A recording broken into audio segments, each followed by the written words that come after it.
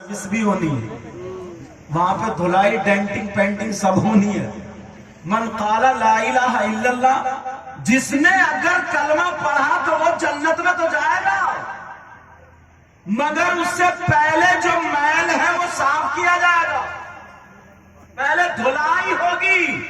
नमाज एक टाइम की पढ़ता नहीं, फजर की नमाज गायब, जोहर की गायब, असर की गायब, मगरिब की गायब, इशा की गायब। जलसे में आकर के अगर एक मर्तबा मैंने कह दिया कितना बड़ा जन्नती है, जो जन्नती हाथ उठाओ तो पूरा मजमा हाथ उठा देता है, मगर इशा की नमाज पढ़ के नहीं आया और जोहर असर की तो छोड़ो, 5 वक्त की छोड़ो, बात तो जुमे की भी नमाज छोड़ देता है। कान खोल करके सुन लो, जब तक अल्लाह और रसूल राजी नहीं हो सकते, अल्लाह और रसूल खुश नहीं हो सकते, उस वक्त तक जन्नत का दरवाजा अगर तुम ईमान वाले हो तो खुलेगा तो, मगर कब्र में उससे पहले ठोकाई पिटाई डेंटिंग पेंटिंग और सर्विस होना बहुत लाजमी। जरा गौर करना मेरी बातों पर, थोड़ी कड़वी रहेंगी मगर मैं इधर आदर की नहीं, कुरान और हदीस के दायरे में बोल करके जाऊंगा।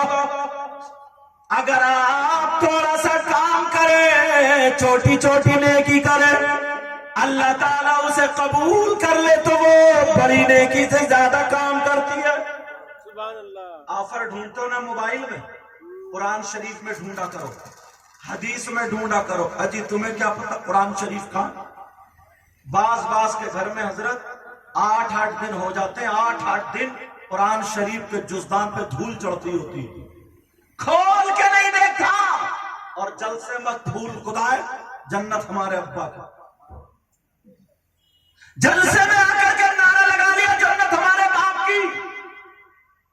मेरे नबी ने सिद्दीक अकबर से कह दिया था तुम जन्नती हो, हजरत उमर से कह दिया था तुम जन्नती हो, उस्मान गनी से कह दिया था तुम जन्नती हो, मौला अली से कह दिया था तुम जन्नती हो।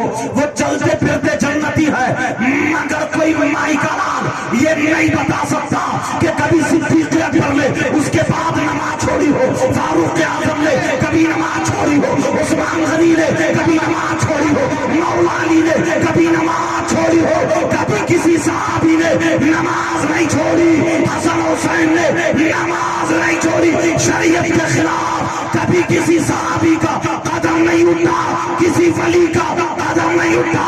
जिम्मेदारी से कहता हूँ पूरी दुनिया के मौलवियों से टकरा लेना, मैं बिक्री का मौलवी नहीं हूँ, पूरी दुनिया के मौलवियों से टकरा लेना। अगर गलत साबित कर दो तो करबला में भी हमारे ही कटे थे, हम भी यही कटेंगे। गलत साबित कर दो तो मुंह मांगा इनाम, मुंह मांगा इनाम, साबित ये करना है। अगर मैं ये बता करके जाऊं, जरा तवज्जो करना मेरी तरफ, गौर करना मेरी तरफ, अगर जिससे नबी नाराज है उससे खुदा भी नाराज है, उसकी दुनिया भी बेकार है, उसकी आखिरत भी बेकार। आज तक किसी वली ने नमाज नहीं छोड़ी, और मैं जो कह रहा हूं अगर कोई नमाजें छोड़े, शरीयत के खिलाफ हो, शरीयत के खिलाफ कदम उठाए तो वो पानी पे तैरे, हाथ में चले, हवा में उड़े, समंदर में उड़े, आसमान में उड़े, वो वली नहीं हो सकता। या तो शैतान है या फिर जादू का। नारे तकबीर, नारे रिसालत।